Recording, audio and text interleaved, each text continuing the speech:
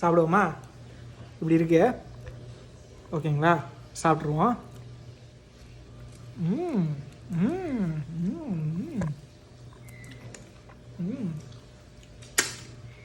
Sauce சூப்பராக இருக்குது.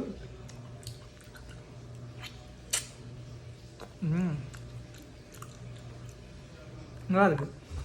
சாஸோடு சாப்பிட்டா சூப்பராக இருக்குது. சாப்பிட்றலாம் போல்.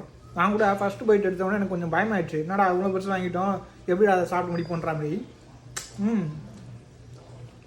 இப்போ நான் இந்த சாஸோடு சாப்பிட்டா தான் இதுக்கான மரியாதையே போல். செம்மையாக இருக்குது.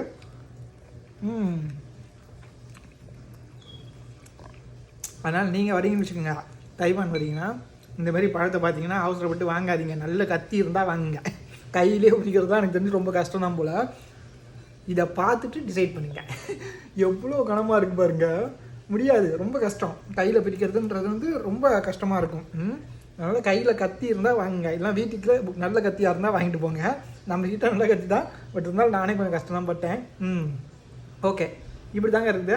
இதோட ப்ரைஸ் 50க்கு வாங்கினோம். இதை விட சீப்பாக கிடைக்குமான்னு எனக்கு தெரியல. நான் பார்த்த வரைக்கும் இன்னொரு கடையில் வந்து 70 போட்டிருந்தாங்க. நம்ம வாங்கின கடையில் 50 ஓகேன்ற மாதிரி தான் தோணுச்சு. அதுவும் 2 எடுத்தால் வந்து ஏதோ ஆஃபர் மாதிரி போட்டிருந்தாங்க. 130 ஒன்றதோ, அதாவது 70 போட்டு 65க்கு தராங்க. இது 50க்கு தான் வாங்கணும். நல்லா தான் இருக்குது. பட் ஆனால் இது கொஞ்சம் அதான் புளிப்பு பிடிக்காதவங்களுக்கு கட்டாயம் இதை வந்து நீங்கள் வெறுப்பீங்க. அந்த அளவுக்கு தான் இருக்கும்.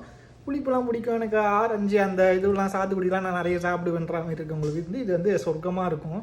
சூப்பராக இருக்குது. அதே மாதிரி இந்த சாஸை மிஸ் பண்ணிடாதீங்க. சாஸோடு சாப்பிடுங்க. புது காம்பினேஷனு செம்மையாக இருக்குது. ஓகேங்களா? சரிங்க, நான் இதை அப்படியே முடிச்சுட்டு கிளம்புறேன். சரி, இந்த வீடியோ பிடிச்சிருந்தா மறக்காமல் வழக்கம் போல் ஒரு லைக்கு சப்ஸ்கிரைப் தட்டி விட்ருங்க. போயிடுவோமா? சரி, பார்ப்போம் அடுத்த வீடியோவில். பை.